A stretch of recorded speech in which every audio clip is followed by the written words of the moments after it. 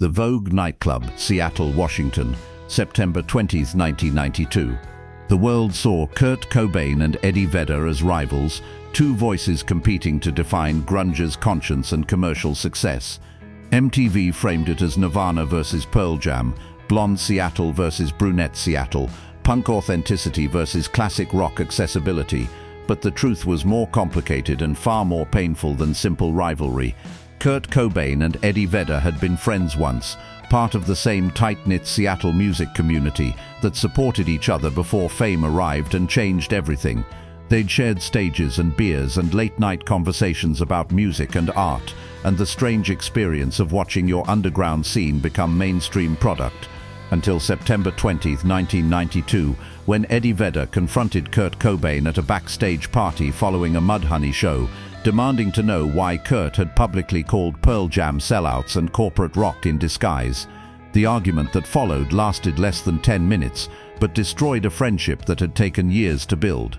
What Kurt said to Eddie's face that night would create a wound in the Seattle music scene that never fully healed, would influence both bands' trajectories for years to come, and would haunt Eddie Vedder for 3 decades until he finally discussed it publicly in a 2023 interview. If you were part of Seattle's underground music community in the late 80s, you understood that the scene was built on mutual support and genuine artistic passion rather than commercial ambition. Bands like Soundgarden, Mudhoney, Nirvana, and Mother Love Bone played the same small venues, shared equipment and rehearsal spaces, crashed on each other's couches during tours, and generally operated as a collective working toward the common goal of making music that mattered, regardless of whether anyone outside Seattle ever paid attention. The scene had its own venues like the Central Tavern and the Vogue, its own record label in Sub Pop, its own aesthetic that combined punk's DIY ethics with metal's heavy sound, creating what would eventually be marketed as grunge, though nobody in Seattle particularly liked that term. Subscribe now to discover the backstage conflicts that shaped the music you love. Kurt Cobain had been part of this scene since the mid-80s, when Nirvana was just another loud band from Aberdeen trying to get shows in Seattle. He'd developed friendships with various musicians, including Eddie Vedder, who'd arrived in Seattle in 1990 to join what would become Pearl Jam after the tragic death of Mother Love Bone's frontman, Andrew Wood. Eddie and Kurt had bonded over shared musical influences, particularly their love for punk bands like the Wipers and classic rock acts that grunge kids weren't supposed to admit appreciating. They'd hung out at parties, attended each other's shows, exchanged demo tapes and record recommendations. The friendship wasn't deep or long-standing, but it was genuine, built on mutual respect and the shared experience of being part of Seattle's music community. Then everything changed in September 1991, when Nirvana's Nevermind was released, and Smells Like Teen Spirit became an unexpected cultural phenomenon. Within 3 months, Nirvana went from playing clubs to headlining arenas, from underground favorites to MTV staples, from making enough money to cover rent to dealing with platinum album sales and 7-figure offers. The speed and scale of success was disorienting and terrifying for Kurt, who'd always positioned himself as anti-corporate and authentically underground.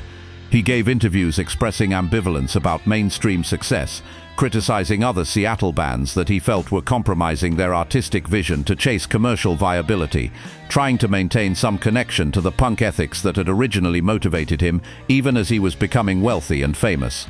Pearl Jam's trajectory was different, but parallel. Their debut album 10 had been released in August 1991, a month before Nevermind, and initially sold modestly. But as grunge became commercially viable thanks to Nirvana's success, Pearl Jam's more accessible sound and Eddie Vedder's powerful vocals attracted mainstream attention.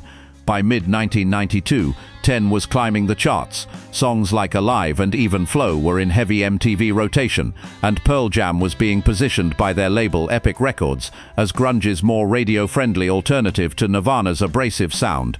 This positioning created tension that neither band particularly wanted, but couldn't entirely escape, given how the music industry and media framed their relationship.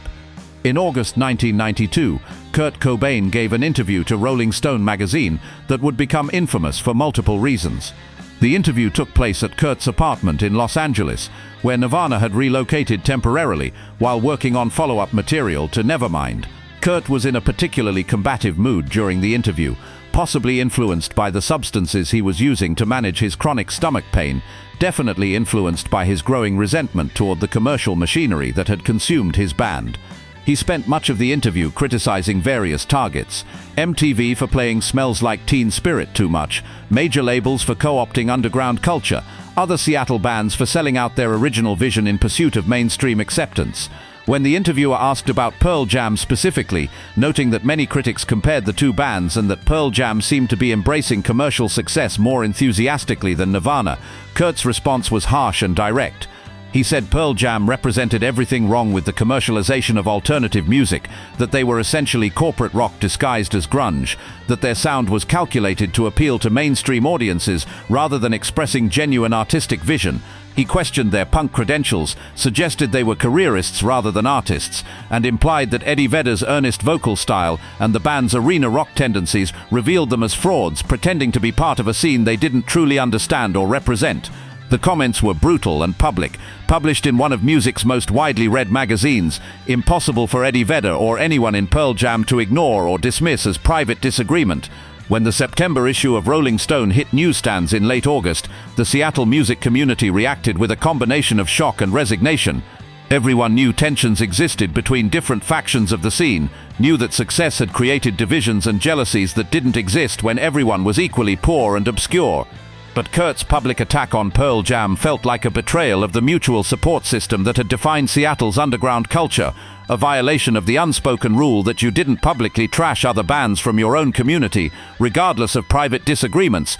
Eddie Vedder learned about Kurt's Rolling Stone comments while Pearl Jam was on tour in the Midwest, playing increasingly larger venues as Ten continued its commercial ascent. A crew member handed him the magazine Backstage before a show in Chicago, and Eddie read Kurt's quotes with a combination of hurt and anger that he tried to suppress for the sake of the performance ahead.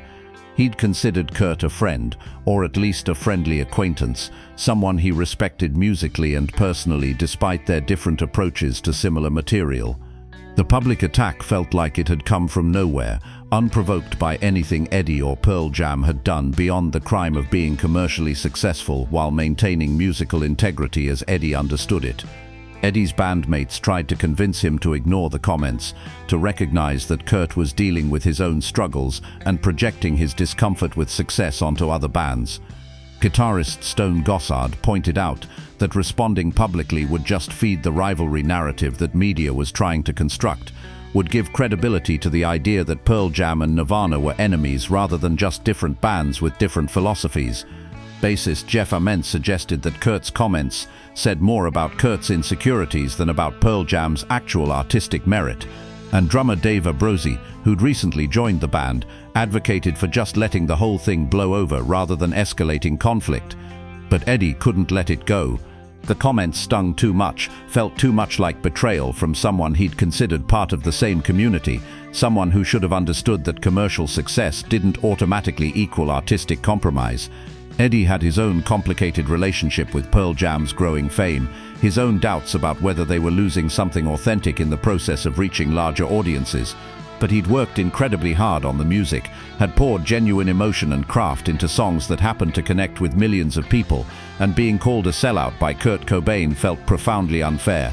So when Eddie learned that Kurt would be in Seattle on September 20th to attend a Mudhoney show at the Vogue, a venue where both Nirvana and Pearl Jam had played numerous times during their early days, Eddie made a decision. He would confront Kurt directly, demand an explanation for the public attack, force a conversation that might either repair their friendship or at least establish clear boundaries about their relationship going forward. Eddie told his bandmates he needed to handle this personally, asked them not to accompany him to the Vogue, and prepared himself for a confrontation that he knew would be difficult but felt was necessary. The Vogue nightclub occupied a space in Seattle's cultural geography that was simultaneously physical and symbolic. Located in Belltown, the venue had been hosting punk and alternative shows since the early 80s, providing a home for bands that were too loud or too weird for more mainstream clubs. The Vogue stage had seen Nirvana, Pearl Jam, Soundgarden, Alice in Chains, and dozens of other bands that would eventually become famous, back when fame seemed impossible, and playing the Vogue felt like a significant achievement.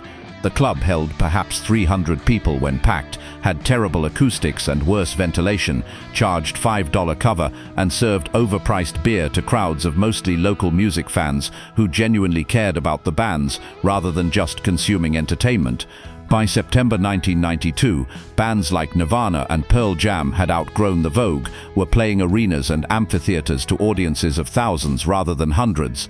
But the club remained important to Seattle's music community as a reminder of where everyone had come from, a space that hadn't been transformed by commercial success or media attention.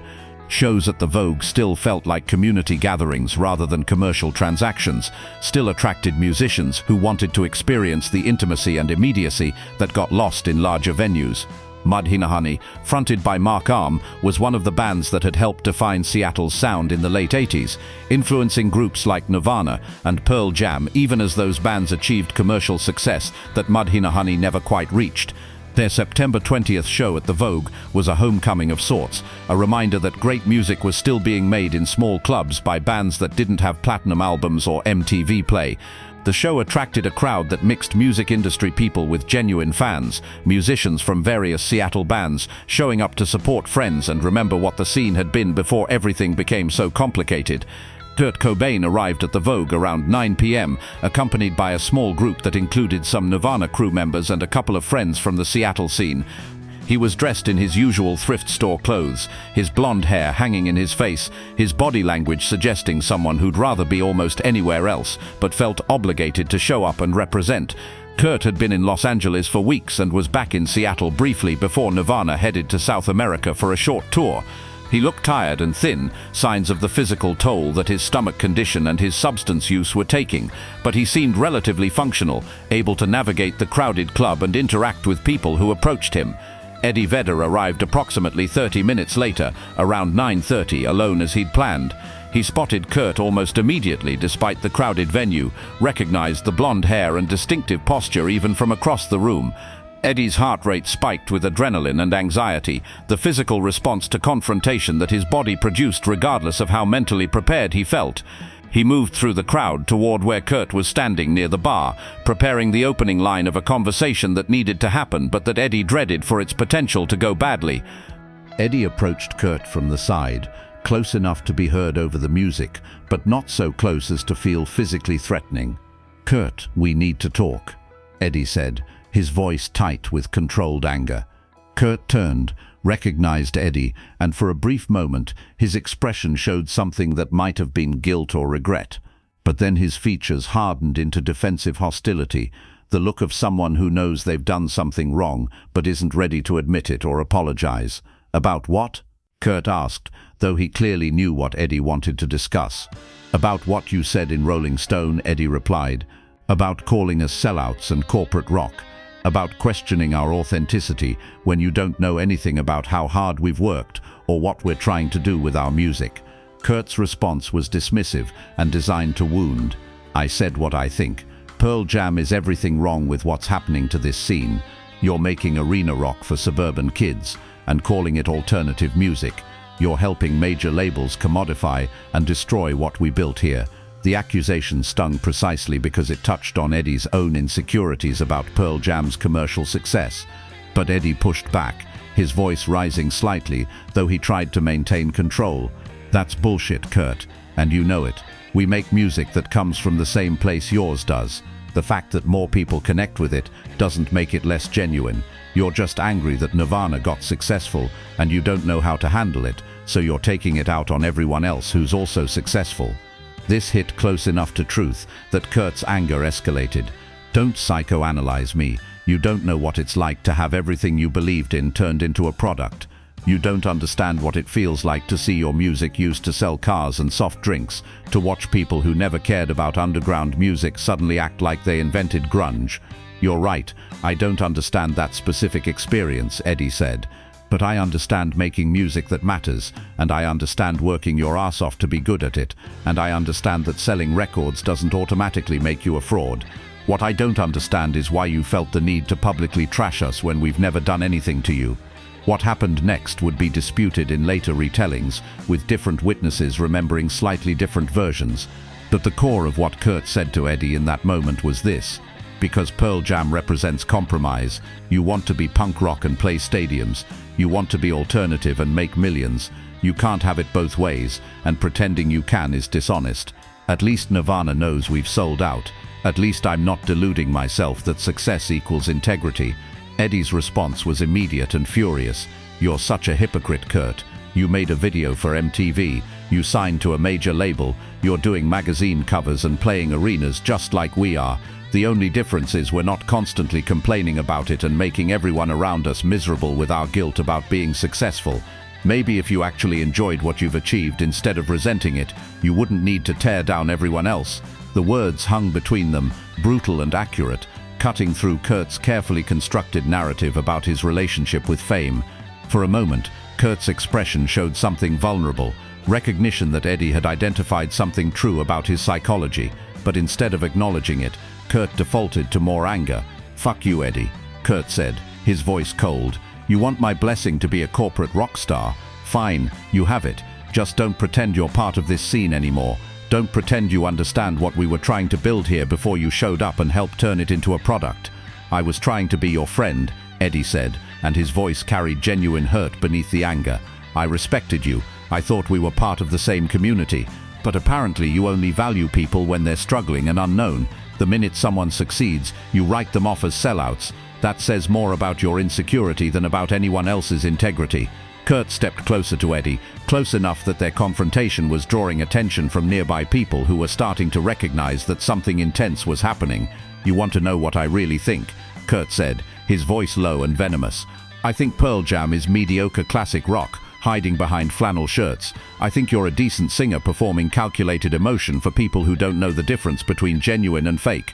And I think in 5 years, when grunge is over and nobody cares anymore, Nirvana will still matter and Pearl Jam will be forgotten. The prophecy was wrong, as history would prove, but in that moment it landed with intended force." Eddie stared at Kurt for a long moment, watching his former friend's face twisted with anger and pain and whatever substances he'd consumed before arriving at the club.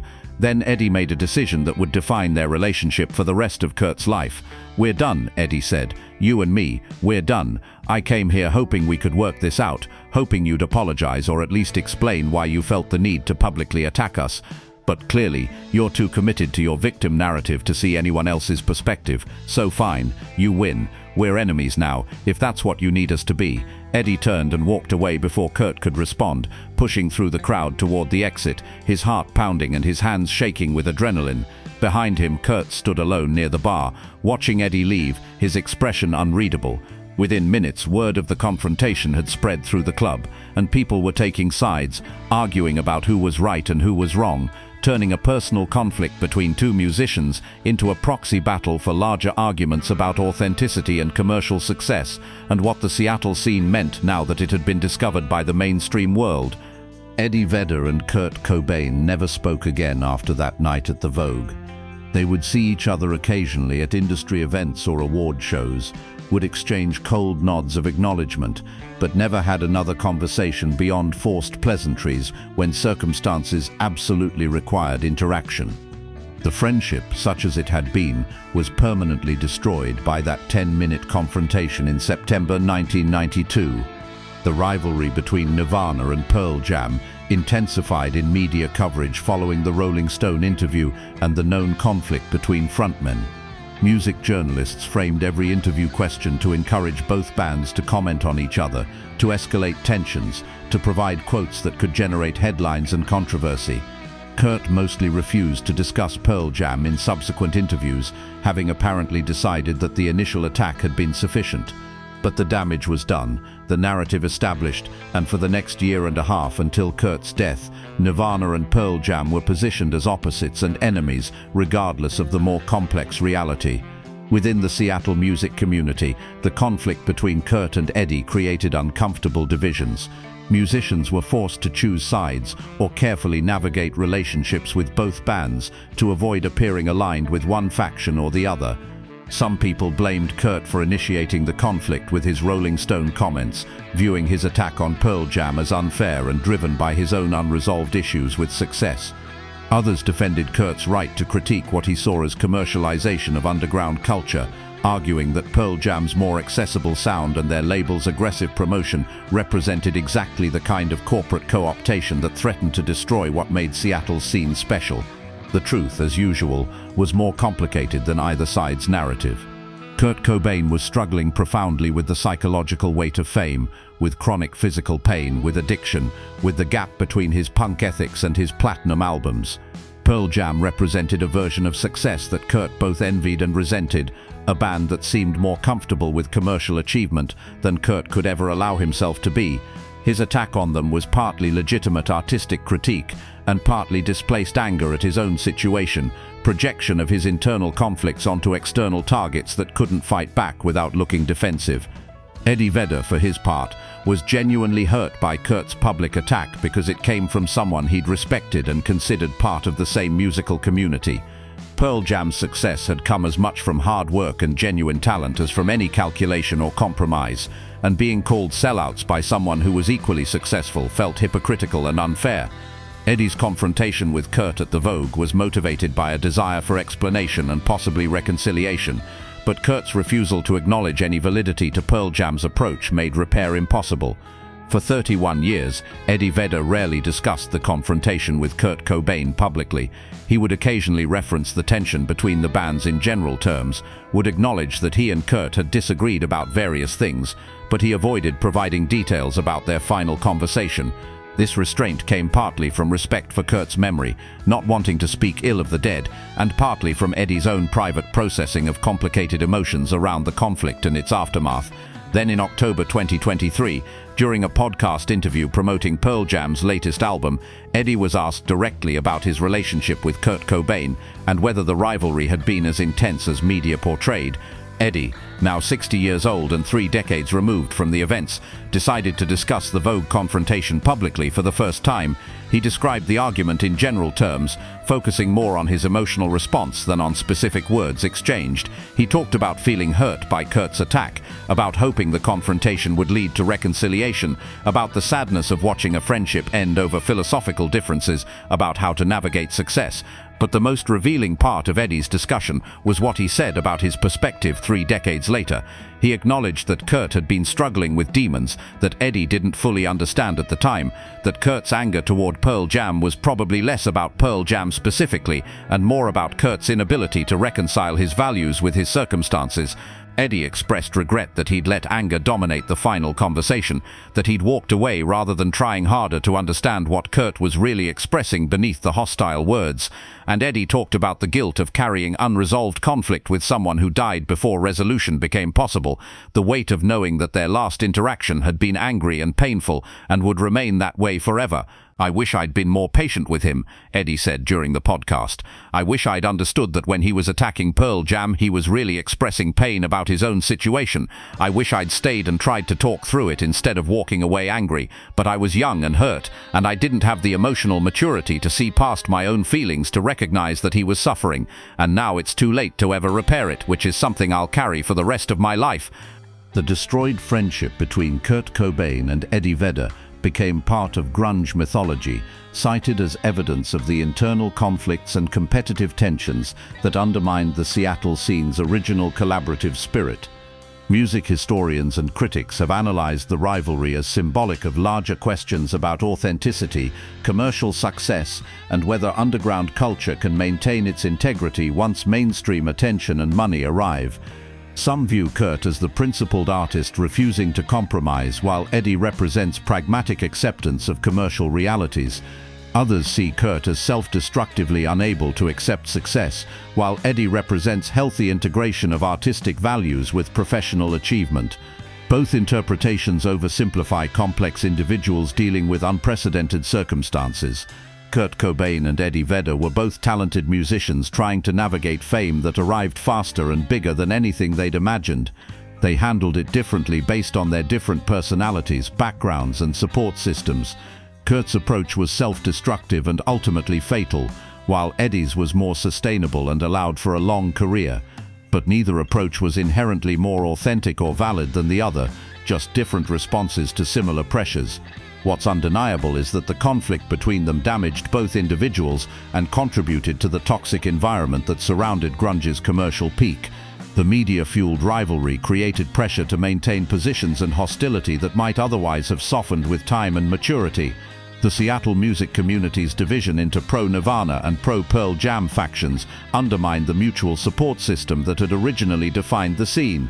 And the personal animosity between Kurt and Eddie meant that neither could reach out to the other when they might have benefited from support from someone who understood the specific challenges of being grunge's public face.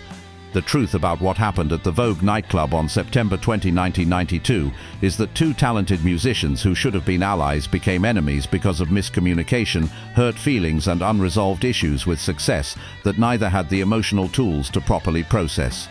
The confrontation lasted less than 10 minutes but created a wound that never healed, destroying a friendship that might have provided both Kurt and Eddie with valuable support during difficult years. Kurt's attack on Pearl Jam in Rolling Stone was unfair and driven by his own struggles more than by Pearl Jam's actual artistic merit. Eddie's response at the Vogue was justified, but perhaps less patient than it could have been given Kurt's obvious suffering. Neither man was entirely right or entirely wrong, which makes the story more tragic than if it had been simple villain versus hero. They were both doing their best to navigate impossible circumstances, both trying to maintain integrity while dealing with fame. Neither had sought at the level it arrived. The fact that their friendship became collateral damage in that struggle says less about their individual characters than about the destructive pressures that success can create, especially for artists who build their identity on remaining outside mainstream culture. The destroyed friendship between Kurt Cobain and Eddie Vedder stands as a reminder that even people with shared values and mutual respect can be torn apart by circumstances beyond their control, that fame and success create pressures that test every relationship, and that sometimes the people who should be closest allies become enemies simply because nobody taught them how to handle the specific challenges they're facing. 32 years later, Eddie Vedder carries the weight of that unresolved conflict, of knowing that the last real conversation he had with Kurt Cobain was angry and painful and can never be revisited or repaired. It's a burden that success and longevity don't lighten, a reminder that some wounds don't heal regardless of how much time passes or how much perspective you gain. This is what happened the night grunge's two biggest voices became permanent enemies in a small Seattle club that represented everything they'd both left behind in their journey to fame. The music both created would endure, would influence generations, would justify the struggles they endured. But the friendship that might have sustained them through those struggles was destroyed in 10 minutes of anger and hurt and miscommunication that neither man knew how to repair before time and death made repair impossible forever.